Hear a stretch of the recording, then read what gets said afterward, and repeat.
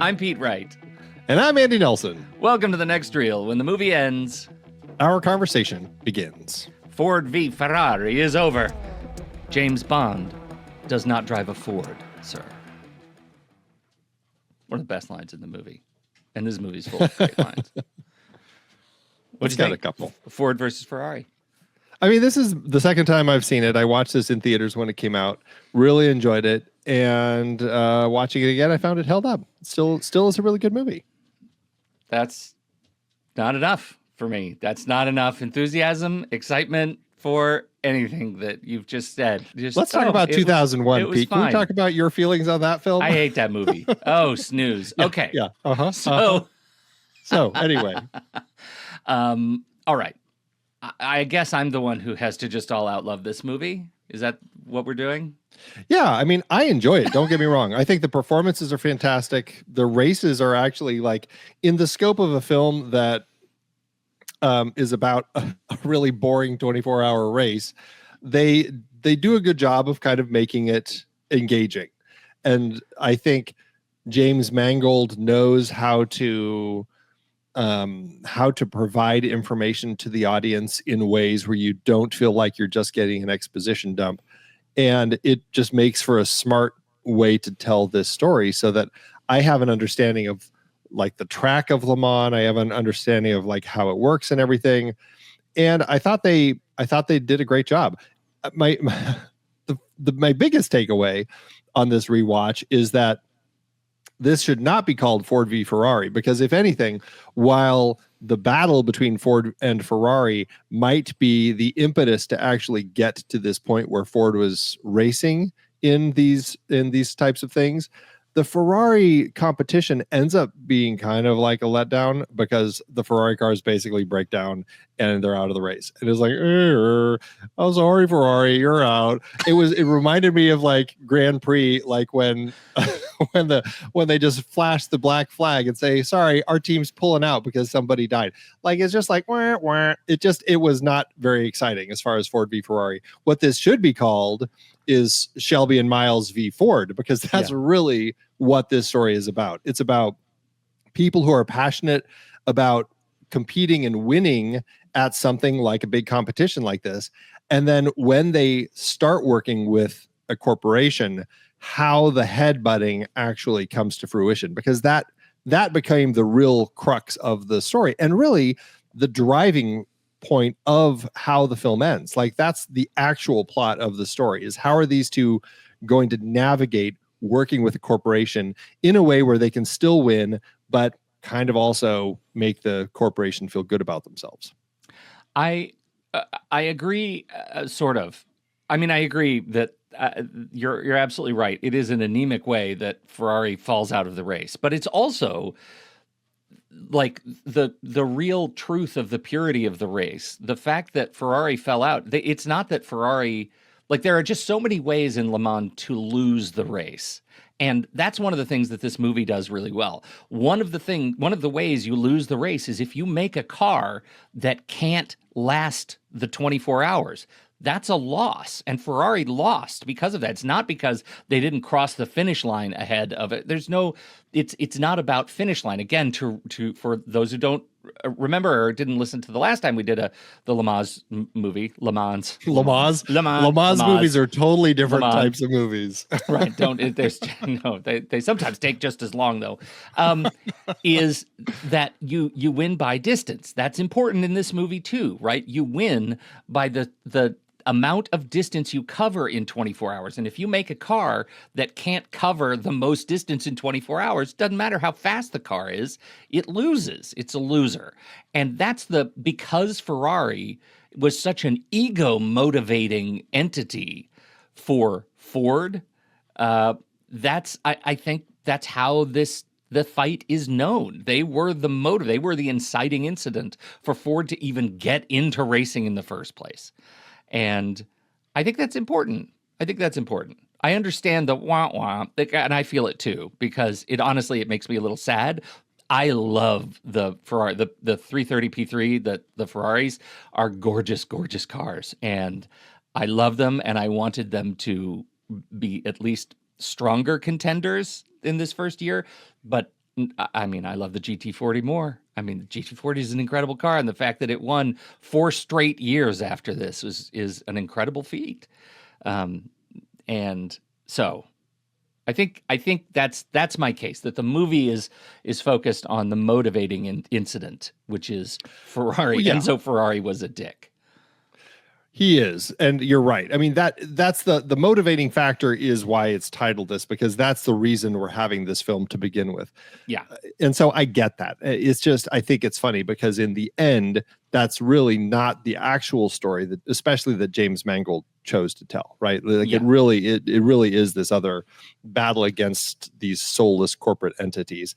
And how does that all come to pass over the course of the story? And I will say, the element that for me best closed the loop between Ford and Ferrari in the film is after we have the final end of the race, and it's revealed that McLaren actually wins because his car happened to start farther back on the track. As you were saying, distance is a key factor here, and it ends up being Miles, who had to been in the lead until he slowed down to do this thing where all the 3 Ford cars came in a line.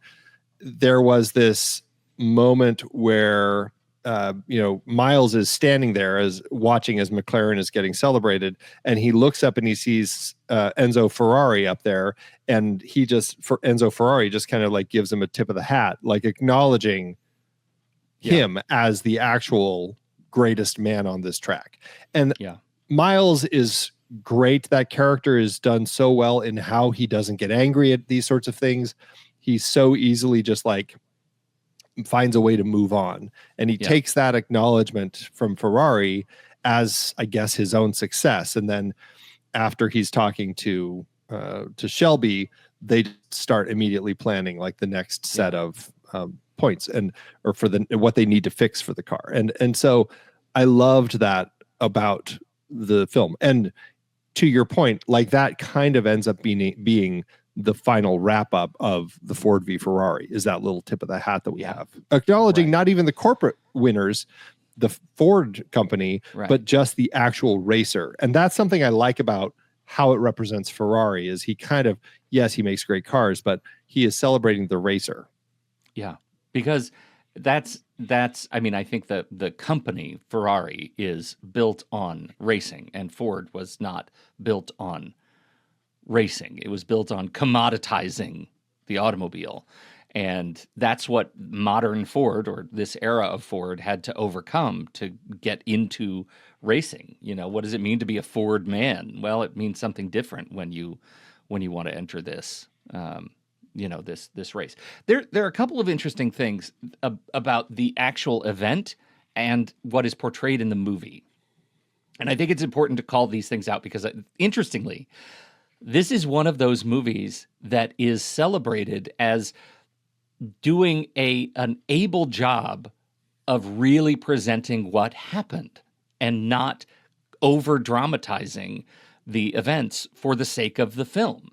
There are a couple of things that were choices that the film had to make that are not able to be confirmed. One of them is, you already said it, is Miles at the end. He is portrayed as being a really sporting competitor, and he just gets to work on the next car. There are people, contemporaries, who said that's how he behaved. There are also contemporaries who said he was devastated. I think that is... I think he was devastated too.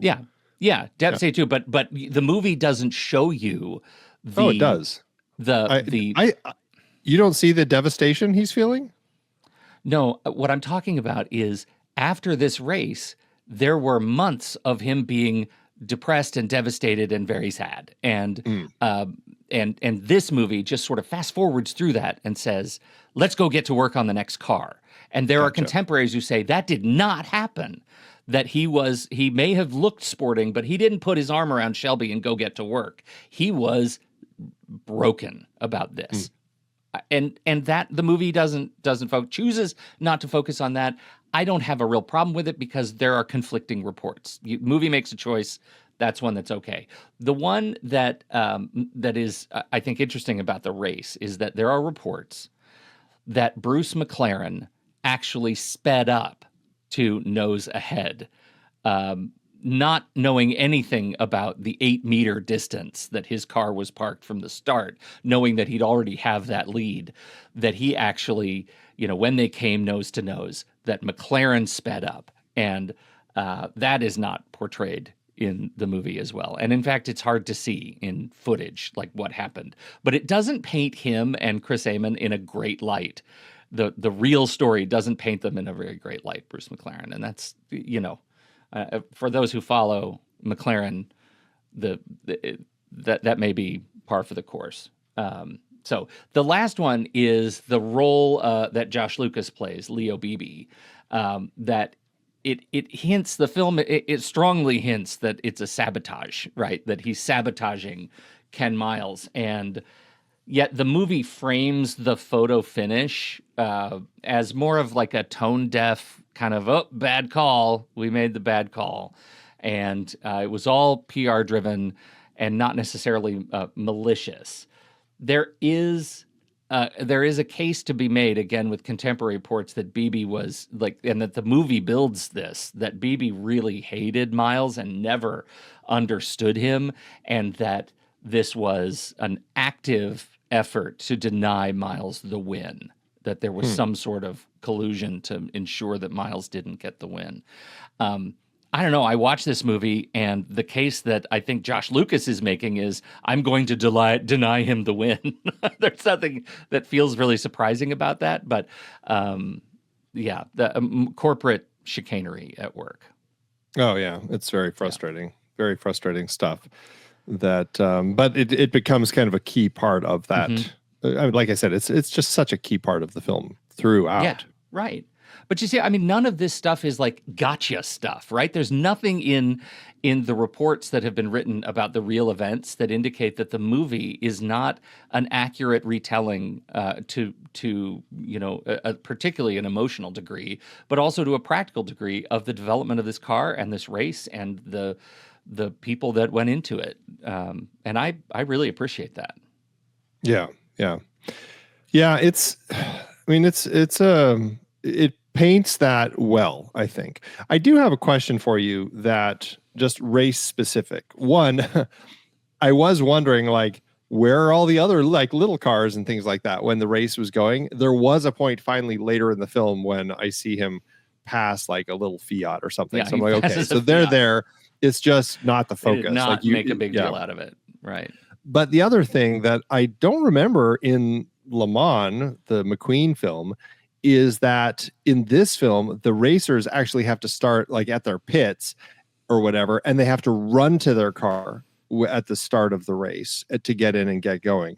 And I don't think that's how McQueen started. He's in the car waiting. Like, that's the whole thing, is the heartbeats and everything. Yeah. Did that change over the time? It has changed multiple times over the time of Le Mans. And now I think they're in the car when they start contemporary Le Mans. And so, it was originally thought of as a gentleman's way to start the race. And maybe they should just make it like they have to run like a 5K first and make it, it's like a type of triathlon. Like, and then they, at the end, when they finish the finish line, they hop out and then they have to go shooting. Like, that's really how to do it. To drive, and then they have to get out, put skis on, and then there's a bike. It's a septathlon with a 24-hour race right in the middle. Just to confirm, the Le Mans start ran to their cars at the beginning of the race. It was a traditional part of the race's history. It was discontinued due to safety concerns. And in the early years, drivers would stand on the opposite side of the track and sprint to their cars, which were lined up on the pit wall when the flag dropped. The practice was discontinued in 1970 due to safety issues. I wonder if it's because in this one we see, as people are taking off, like people are crashing into each other right at the start of the race. It's like, okay, maybe that's not a great way to do all of this. Yeah, turns out it's dangerous. Yeah, you'd like. Oh I my mean, goodness. you want to actually get to a race before you have people crashing out of a race, and many tracks don't know that well. Yeah. So What I had another question about the oh,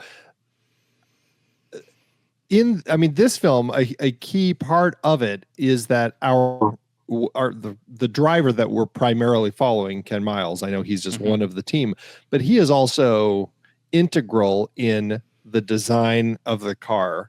Is that a common thing with these racers, like even through today? Because I've never thought of racers as actual mechanics building the cars. I thought they just, me drive fast sorts of people. I think they would have an issue with that characterization, but maybe not a lot of issue. No, it's not that common. And Miles was brought in because he is first and foremost a mechanical engineer and who wanted to race and happened to be good at racing, but everybody seemed to like him more as an engineer than as a racer. So this was kind of an interesting transition for him to be able to get to race. He was also such a jerk, like in public, that because Yeah. he suffered no fools, and everybody thought that was he was never to be put in front of a camera. So so that made him a unique sort of unicorn in the business to be able to be a part of the design of the car and to drive it and to test it and to do all of those things. Yeah. So yeah. Yeah, because I mean, we certainly had, well, maybe not quite to the same extent, but like Niki Lauda definitely had a very deep Yeah. understanding of the mechanical nature of the cars that he was racing. I just don't remember him actually tinkering or like climbing under the body of it to work on it. And maybe I just am already forgetting that film, but Well, that would be fair too. I think the drivers have no doubt an intimate understanding of how these cars work, right? Yeah. Because that's how they have to communicate to the people who build the cars, right? Sure. Like, and how they know when things aren't working right. It's just that incredible sense. So yeah, I mean, I just don't know of any right now. Sure. Team drivers who are part of the engineering team building the cars. Okay. I don't know those. What's your so I mean, Christian Bale, thought he was fantastic in the film, like brilliant portrayal of this character, conflicting emotions, the anger, just everything about him was great. How does Matt Damon work for you as Shelby, as far as our other primary character of the story that we're following? It's really interesting. So Christian Bale looks like Ken Miles, right? Except for the teeth. He didn't have to wear prosthetic teeth. He didn't have to wear prosthetic teeth. Like in our last film. That's true. But he does have the Ken Miles look, I think, and he's, his body, his face, like everything shaped very Ken Miles. Matt Damon does not look anywhere like Carroll Shelby. And yet I think he embodies the spirit of Carroll Shelby really, really well. If you look at Carroll Shelby interviewed, I think Matt Damon pulls it off. I think he pulls off the accent. I think he pulls off the salesmanship, right? I mean, Shelby was incredible with cars, and also he knew how to sell them. He knew how to sell these cars, and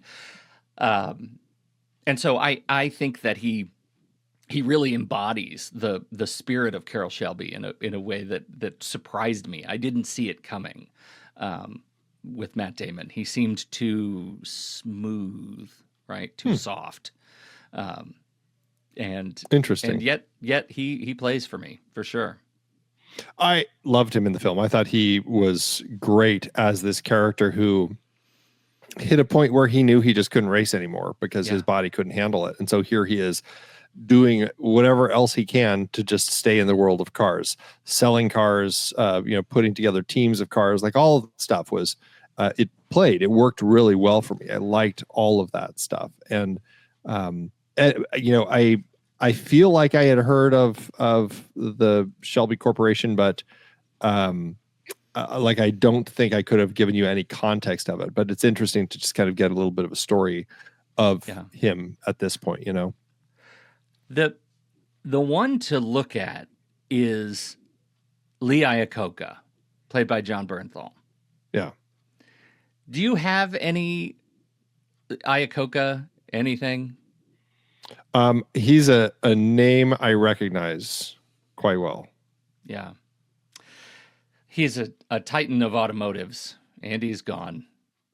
I think Andy just closed the wrong tab. I think that's what happened. This is going to be interesting. Andy's back. Andy. Hi, buddy. Hi. Sorry about that. How's that browser working for you? Too many. Okay. Too many windows. So Lee Iacocca. Lee Iacocca is such an interesting guy. If you go way, way back, I had to go way back to images from his Theta Chi fraternity yearbook to get a picture that even remotely looked like John Bernthal. You're talking specifically about how he, like the look comparison, not the character comparison. Yeah, okay. Because the guy that I know as Lee Iacocca is like 90s era Iacocca. And I feel like I was really hit sideways at Bernthal playing Iacocca. And I also think he did a hell of a job, Bernthal, playing this role, because he also was the kind of sales guy, and he had to be the corporate shill that stood in between the guys who didn't trust the work that they were doing but bought into it in name only, and the guys who were doing the work and trying and were told that they were able to take it seriously. And up to that first Le Mans race, he had to walk a tightrope until Ford tells Shelby, go to war, which was an extraordinary moment in this film for me. I thought it was fantastic. Iacocca ran Ford. He then ran Chrysler, and he is just the Detroit kind of, post-war power factory guy. And, his books were all over corporate desks as leadership mantras. So I think that's how I associate with him, because I'm pretty sure my dad had a book of his when I was a kid. That's the only reason I think I recognize the name, other than later in life knowing he was in charge of some car stuff. Yeah. Is basically how I put it. This was the era that Iacocca was. It was just after that era, I guess. I worked for a consulting company where Iacocca's words were part of the teachings of in our courses, and so we had to get through Talking Straight and Going for Broke and all of these books that he's behind, and we had to kind of memorize Iacocca's big stories because they were motivating for others, and it wasn't a great era. Well, he was like a TED Talk star before TED Talk was a thing. Yeah, right. Yeah. But an interesting guy and an incredible career, a really incredible career. Yeah. I mean, we already talked a little bit about Josh Lucas as the real kind of the CAD character, but the one that I find most interesting is Henry Ford II. And I think that that's such an important role in the scope of this story. But and Tracy Letts, I think, is such a great performer, and the way that he brings that character to life for me was fantastic, because it felt like this corporate overlord type of character, right? You really feel that with him, but it's that moment when Matt Damon takes him out in the car, and then he just breaks into tears weeping, and you're kind of laughing because it's really funny that there's this man who's had just is he scared? Did he wet his pants? What's going on? But then he's like, if my father could have, been here. And it's that idea of all of this stuff that my father has done, but he never got to experience something like this. That was so powerful and such a great moment. And then that whole go to war thing, and then the other moment, of course, that's great is after they lose that first race, and that whole conversation about why I shouldn't fire you, and just the way that Shelby spins that entire thing is so let me get back to work. It's I don't know. It was an exceptional way that that character was written and structured and then played to be this person who is like the head of the corporation, wanting these things, not understanding what it took to get there, and then still in this place where he had to navigate his own bureaucratic system that he's built, and people like Beebe who are using that against even him to kind of manipulate things.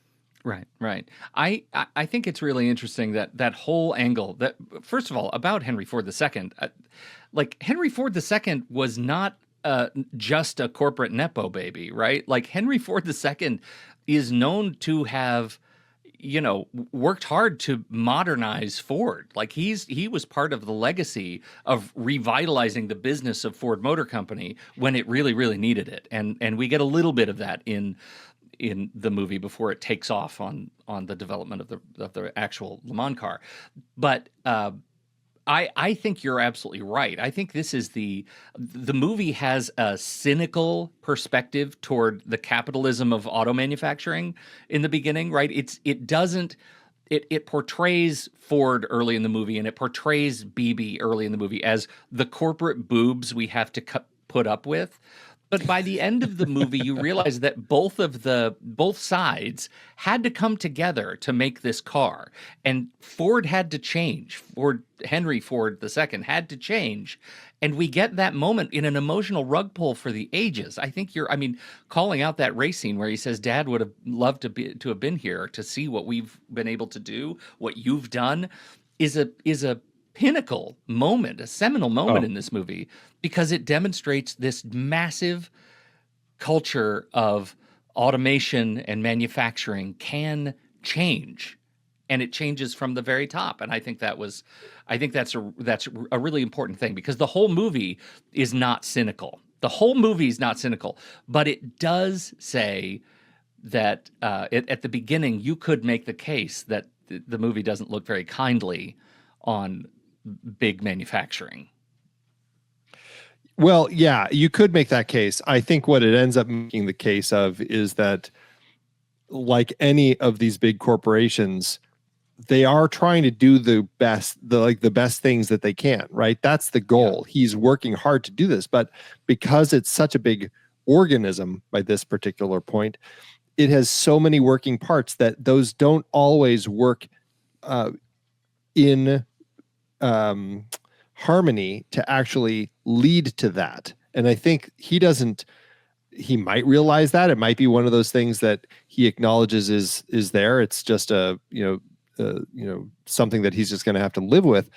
But I don't know. It was just, it ends up being some people like Beebe who have their own personal gripe with somebody or something, and then use their own power within the system to manipulate in ways that it's still theoretically working in the corporation's interests, but it also is very much feeding into his own specific interests. Yeah. And I think that's really what we're getting with that.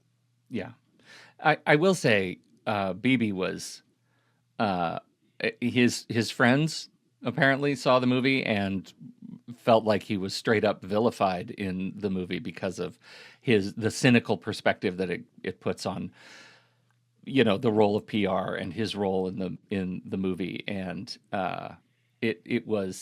people were not a fan of that. That's the one where that role was really hyper criticized for being the villain. And yeah.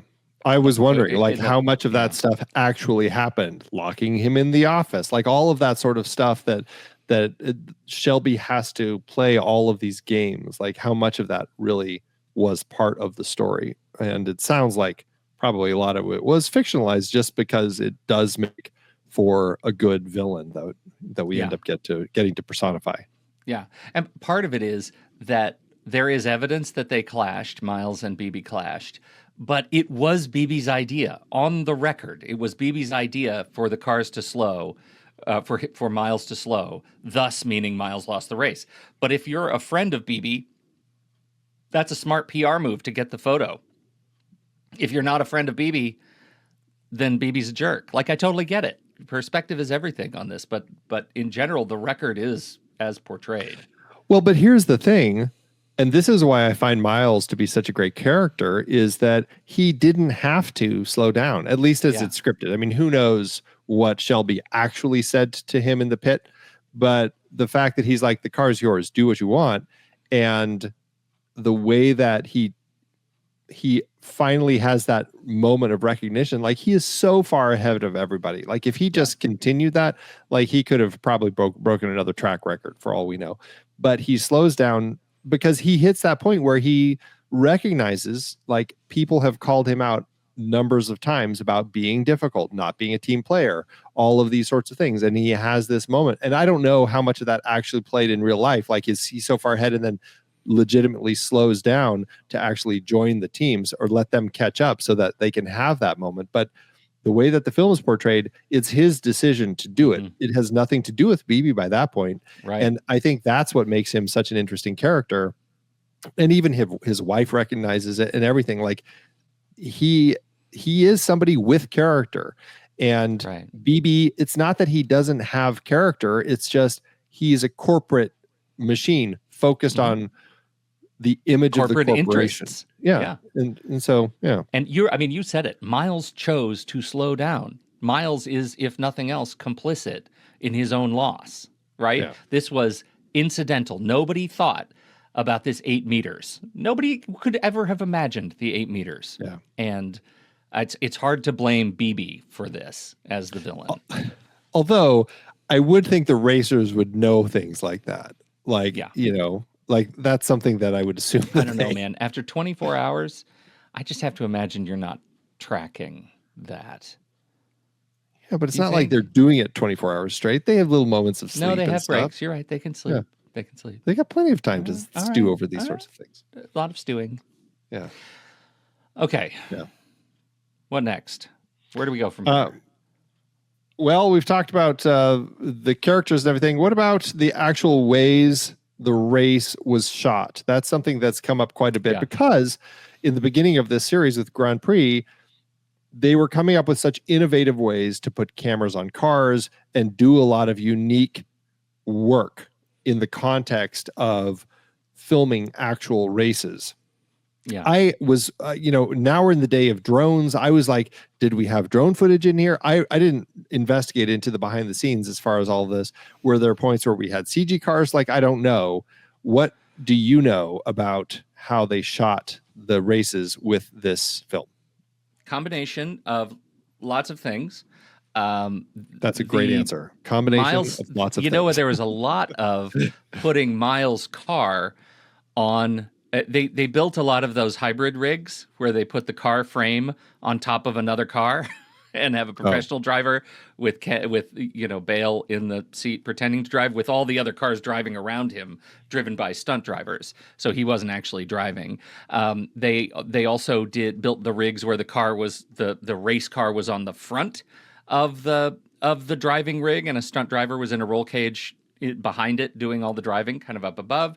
A lot of those sort of hybrid monster frames to drive. But the rest was just like straight up follow cars and cars with great big cranes on them to get the low track stuff and cameras mounted to cars. Lots of cameras mounted to the cars. So, there's a lot of replacement, of course, because the tracks were, they had to do a lot of digital work to make the tracks, period tracks. But largely, the racing stuff is practical in terms of, we're not creating CG cars. Yeah. So. Well, yeah, because sometimes some of the camera moves, I wasn't exactly sure, because there are some pretty slick moves. And that made me wonder, like, were they actually getting the drone out there too? Because I feel like there was at least one that was a higher angle shot that then came swooping down. But I guess it could have been a crane that they could have been using. Yeah, they definitely had, like, they They had all the tools. The drone, they do use the drone for sure for tracking stuff. There is a wonderful video that we pulled up where they talk about how they do all of the rigs, right? All of the building rigs, and they do talk about the drone work that they built into this. But it's not like what was was it ambulance? That drone, there isn't that much drone stuff. Incredible. Yeah, well, yeah, that was They don't have any principal photography is not done on character photography is not done with a drone. Yeah. Wow. So well, but it was mind blowing. It was good, and I yeah. think this is one of the things that we've been talking about this entire time is you take these races, which can be boring unless something really incredible is actively happening, and just filming the race is not enough. And I think this is an example of a movie that does the race stuff great, but also knows what the story is. And the story is the people who are making the cars. Yeah. And that's the thing that made this, I think, a really special movie. And not like it makes it a superior film to the vibes oriented Le Mans with Steve McQueen, which was just not enough story. Or documentary, or really. Yeah, right. It was a tough one. Well, yeah. And, the other thing that we get here is we've also talked about lives off the track. We don't really get any behind the scenes of that with Shelby, but we certainly do with Miles, with his wife and son. And I thought that was actually also treated well. It wasn't like, oh, this director doesn't actually care about these off-track stories. It's just here because they needed to get some women in the film, and we end up with some pretty boring scenes. Here, it's actually an interesting family dynamic. I love the relationship between husband and wife. I love the relationship between father and son. I questioned often how often he brought his son to these tracks as he was doing his work, knowing that something bad could happen.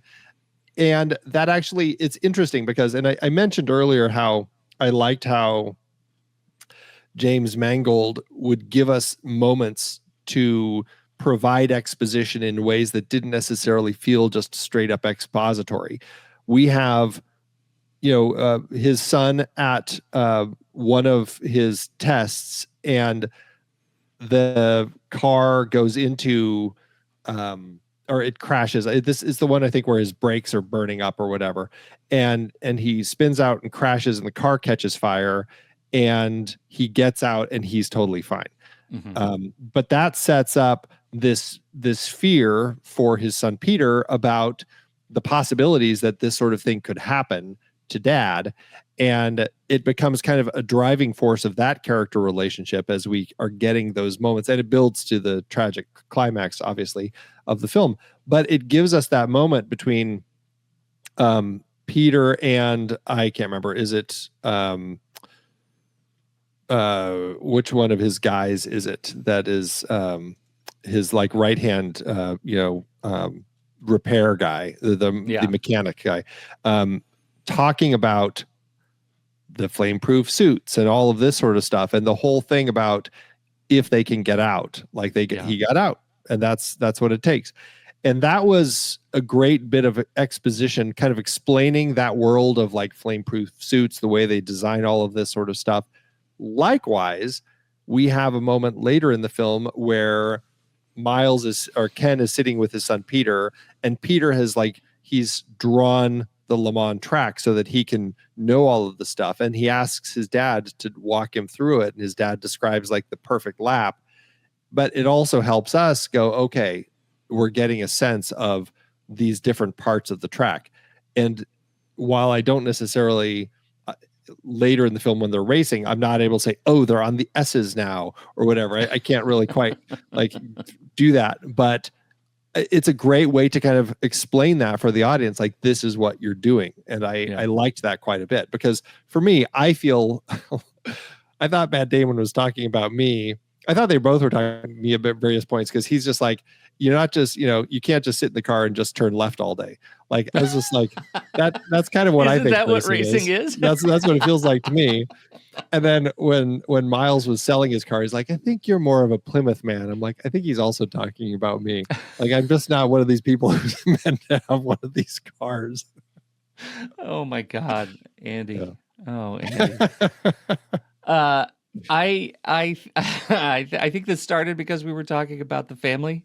Yes. Sorry, yeah. I just went off on that other tangent. No, it's good. I think I agree with you. I think one of the things that we talk about we've talked about in the other movies is just how poorly they're written for the women characters. I think Molly is a great character. I like Molly a lot. Yeah. I think Molly works really well, and I don't know how much more. This isn't Molly's movie. This is a movie about Ken and Carroll and Ford, and I don't know what else we would expect of Molly, but the character was rewarding and written well and gets some good comic moments. I love it when they're fighting across the street and she brings out a chair to watch. Like, I think those beats are really memorable and good for her. So, well, he also had that final moment with her, which I think is also just an important beat to have, because Shelby just can't get himself to go up to her porch and talk to her, but he talks to Peter, who happens to be on the same side of the street as him. And then she notices him and they just give each other a wave. And that kind of is what Shelby needed, just that acknowledgement. Yeah. And it's almost like an acknowledgement on her part too. Like, I know it wasn't your fault. Hey there. Yeah. Right. Hey there. So, yeah. The film was originally, I think this is actually an interesting thing. Originally, the film was titled Go Like Hell, which is important. Do you know why it's important? Just that it's based on a book. Right. But regard to the sign, when he says 7,000 RPMs. Oh, yeah. Right. Do you know why that matters? Because he's going faster. And I don't know, because Ford was dictating that, they don't go over 6,000 RPM for some stupid reason. Yeah, well, the stupid reason was, like, we've invested a lot in these cars, and we want the engines to last as long as they can, and we think we don't trust the engine at higher RPMs, and so we don't trust the drivers to be able to know when they're overtaxing the cars. And those decisions were being made not by the mechanical people, but by people like Beebe. And that was a real controversy, right? That was a legitimate controversy and a rift between the drivers and the suits, right? And we get that bit where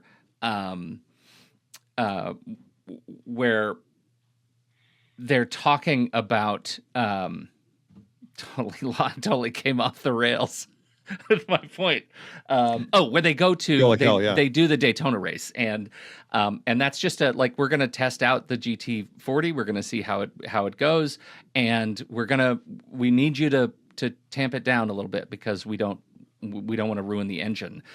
But Miles is saying, I know this car better than anyone, right? I know this car better than anyone. You got to let me have it. Now that specific event was largely fictionalized for the movie, but the rift between Miles and drivers in general and their stables is legendary. And that moment, that hero moment in the movie, is such a fantastic emotional beat, and it actually absolutely tells a story of where these cars are tuned to be most successful. And he talks a little bit about it in the beginning when the guy comes in with his car and says, it's not driving right. He says, well, it's a sports car. It's got to be driven like a sports car. You're driving it like a Chevelle or whatever, and you're holding it wrong essentially. And so that's the real story. And we talked about Miles and his and why he was such a good mechanical engineer and a driver, because of just how attuned he was to the car, to the sounds it was making and the vibrations and all of that. All of that matters. And I don't think I like the title Go Like Hell better than Ford v Ferrari. I don't know. Maybe. I don't like it. You don't like it? No. Yeah. When they were making that, it was actually Tom Cruise and Brad Pitt that were I don't know how attached they were, but that was the plan at that point. And then at some point, Joseph Kaczynski was brought on to make it, and Michael Mann. then the budget kept going up, and it hit a point where they just weren't going to do it because it was too expensive. And then finally, Mangold came on board to work on it, and things fell into place. But yeah, I would. I mean, can you see Cruise and Pitt playing in this? Yeah, I can see it. I would prefer, if we're gonna put Pitt in it, I'd prefer Clooney. It seems like a thing they would do. Well, if it's Cruise and Pitt, which Who's one the has the driver? better English accent to pull off Yeah. Miles? Right. I don't know. Have we ever heard either of them do? I mean, Tom Cruise did Irish in Far and Away. Snatch. Brad Pitt did an absolutely unintelligible. Was that Welsh? I don't know, but yeah, you're right. Welsh, Cockney, something. I mean, they can sort of. They're do actors. accents. I guess they get paid They're enough actors. to figure that sort of stuff out. They'll figure it out. All right, fine. I think it's better not that we didn't. I think it's fine where we landed. Yeah, But I do think it's interesting that Michael Mann was attached to this, went on to make Ferrari, and Kaczynski was attached to this, and we're about to see F1. Like, these guys need to make their car movies. Well, and Mann, so much so that he was still attached as executive producer on this one. Mm-hmm. So I don't know if that was just a throwaway title that he got to keep after having been attached to this. Who knows if he actually had any involvement or not. But yeah. So cool. All right. Love it. Love it. It's a good one. So we'll be right back. But first, our credits. The Next Reel is a production of True Story FM. Engineering by Andy Nelson. Music by The Magnetic Buzz, Artie Son, Flint, Oriel Novella, and Eli Catlin. Andy usually finds all the stats for the awards and numbers at the-numbers.com, boxofficemojo.com, imdb.com, and wikipedia.org. Find the show at truestory.fm, and if your podcast app allows ratings and reviews, please consider doing that for our show. Is this me? This is you. Where are my notes? Where be my notes, Andy? Nobody knows. It's because you have so many tabs open. So many windows. You ever sit in your garage flipping through old ticket stubs, maybe staring at a dusty movie poster tacked to the wall and think about the ones that got away? Yeah, I do that more than I'd like to admit. There was a time I could have gone pro. Letterboxd pro, that is. I had the page open, code in hand. All I had to do was click the button. But I didn't. I figured, I don't need the stats. I don't need the filters. I don't need to know what movies I've watched 6 times but still haven't rated. Now I sit here, listening to the sound of someone else's highlights echoing through the garage like a radio broadcast from a better timeline. Meanwhile, I'm over here trying to remember if I ever finished that Fellini binge I started 3 Decembers ago. Letterboxd Pro is clean, no ads, finely tuned. It tracks where movies are streaming. It breaks down your watch habits by year, by genre, by director, by that weird phase you went through with Nicolas Cage. It turns your film diary into something closer to a race team logbook. It's precise, efficient, and just a little bit addictive. And here's the kicker. You can get 20% off right now. Just head to letterboxd.com/pro and enter the code NEXTREEL at checkout. It works for Pro or Patron, and it works for renewals as well. Don't be like me. Don't be the guy who almost went pro. Be the one who logs like a legend, because no one remembers the guy who stayed in the garage.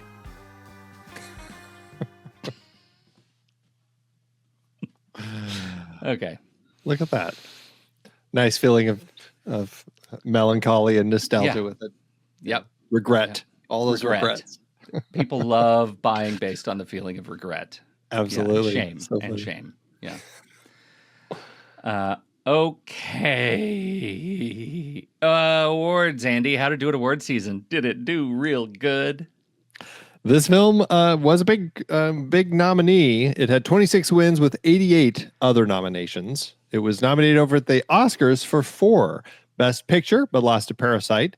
Best Sound, but lost to 1917. And then Best Film Editing and Sound Editing, it won those. At the Toros World Stunt Awards, it won Best Work with a Vehicle. And an interesting one, at the AARP Movies for Grown-Ups Awards, it was nominated for Best Buddy Picture, along with, these are the nominees, A Beautiful Day in the Neighborhood, Ford v. Ferrari, Just Mercy, The Lighthouse, and The Two Popes. And the winner is... The Lighthouse? I know. Best Buddy Film, right? AARP Movies for Grown-Up Awards cracked me up. They are the funniest things. Anyway, what was weird, though, is when they had their award ceremony, they did not identify a winner. It's like they forgot that they had created this category. Wow.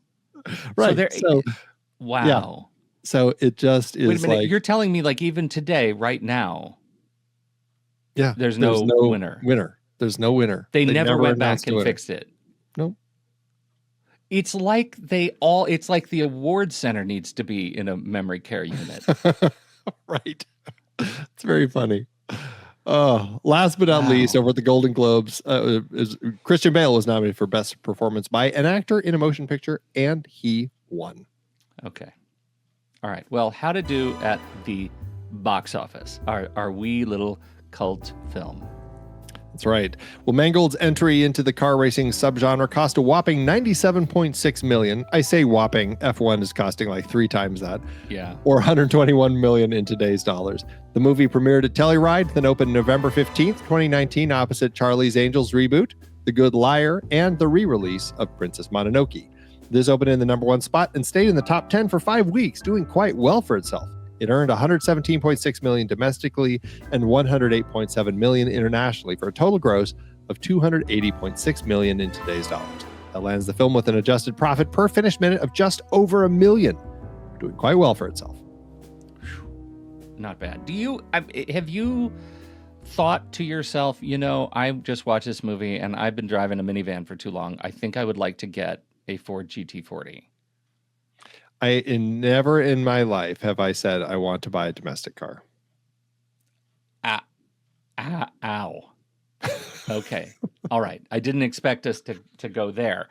But what I will tell you, this was all by way of just telling you, look, they make the Ford GT40 right now, and they didn't for a long time, but they brought it back some years ago, and they now make it, and you can buy it. You can buy it in 2 capacities. You can buy it track only, or you can buy it road legal. The road legal version is actually it is a supercar. I mean, it's a road legal supercar, 660 horsepower. It's an extraordinary car. It'll cost you $500,000. The track only car is truly inspired by the 67 GT40 Mark II or Mark IV, and they only made 67 units, 67, and you could buy one if one is available for $1.7 million.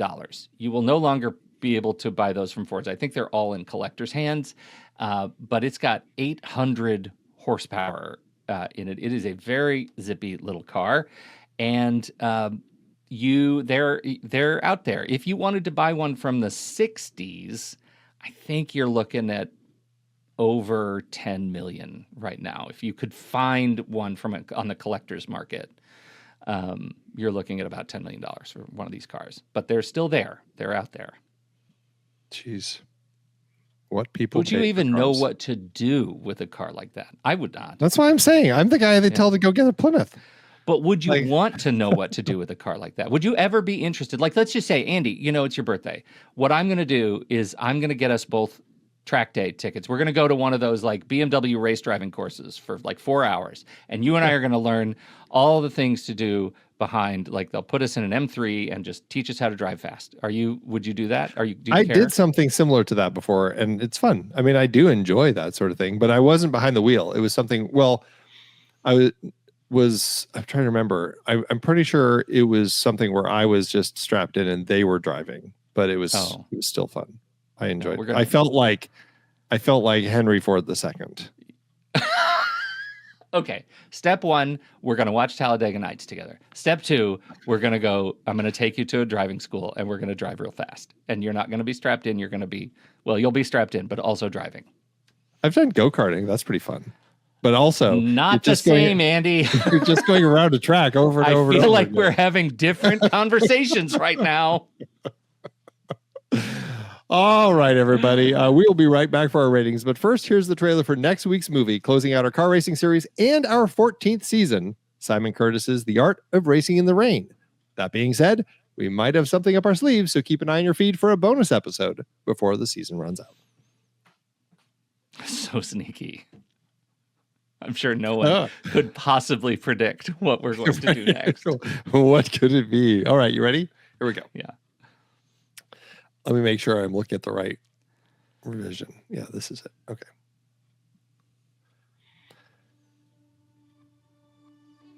In the vast landscape of cinema, there are those who watch films and those who live them. Those who see only what's on the screen and those who look deeper, who search for the magic, the soul of the story. We are the latter. We are the soulful cinephiles. In a world where the film industry is increasingly dominated by soulless bureaucrats, by suits more interested in the bottom line than the art of storytelling, we are the ones who keep the flame of cinema burning bright. We are the ones who seek out the magic, whether it's hidden in the frames of a big-budget blockbuster or flickering to life in a small-scale indie. And we've found a home, a sanctuary, a place where our passion is celebrated, our curiosity encouraged, our love for film nurtured. That place is the next reel. Here, we don't just watch movies, we unpack them, dissect them, revel in them. We dive deep into the stories that move us, the characters that inspire us, the themes that challenge us. We explore the full spectrum of cinema, from the obscure to the iconic, from the art house to the multiplex. But the next reel isn't just a podcast, it's a community, a gathering of kindred spirits, of fellow travelers on the endless journey of cinematic discovery. It's a place where we can come together to share our insights, our questions, our unbridled enthusiasm for this medium that means so much to us. And now, you have a chance to be part of it, to join the ranks of the soulful cinephiles, to help keep the magic of movies alive in a world that too often forgets its power. By becoming a member of The Next Reel, you're not just getting access to bonus content or ad-free episodes, though those are certainly perks. You're making a statement.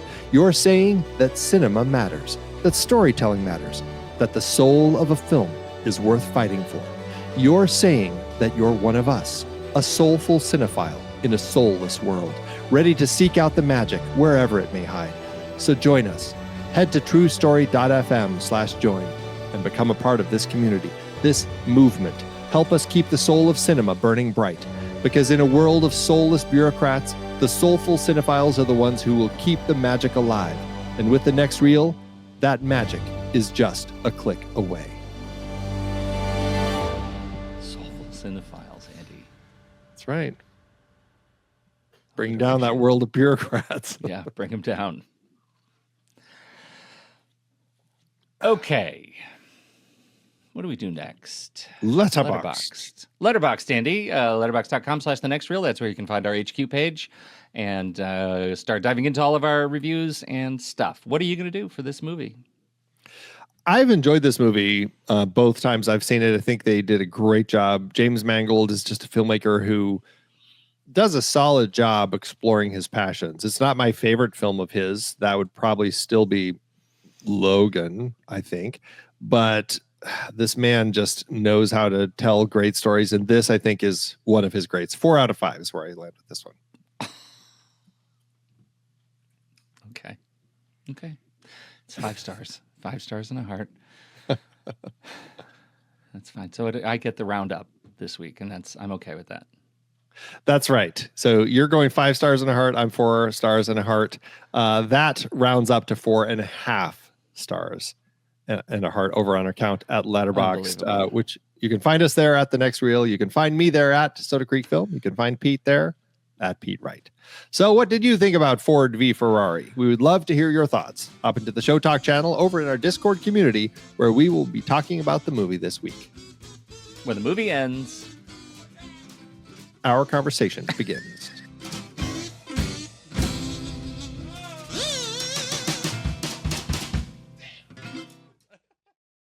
Letterbox giveth, Andrew.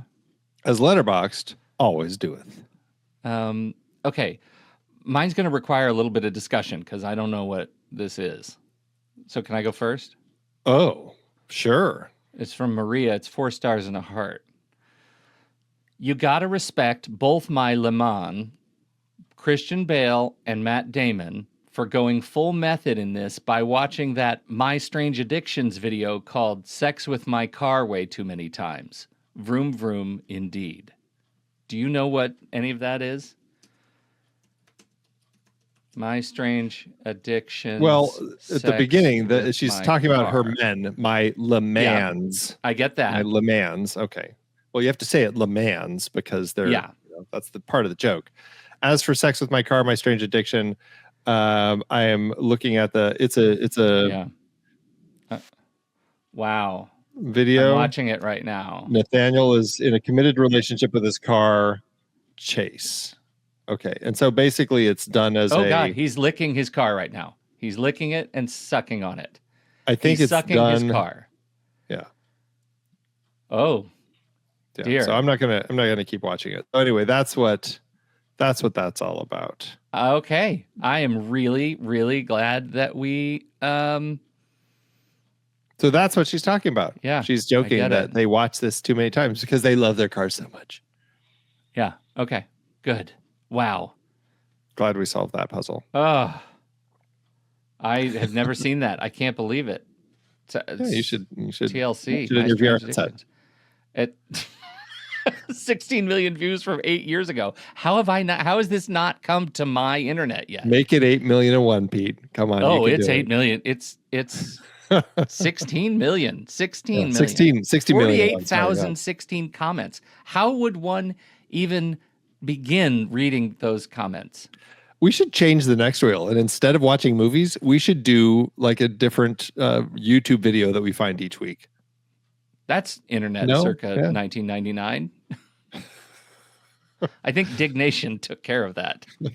Okay. What is yours? Mine is a 3-star by Cinephila, who has this to say. Before I watched this, I thought Matt Damon played Ford and Christian Bale played Ferrari. The rumors are true. I have 2 brain cells. I will say the movie poster, you got 2 guys, Ford v Ferrari. It does make it feel like it's setting you up as these are the 2 guys. If you know nothing else about it, I can see where they would think that. It turns out the protagonist is Henry Ford II, and the antagonist is Enzo Ferrari. Yeah. Okay. All right. Thanks, Letterboxd.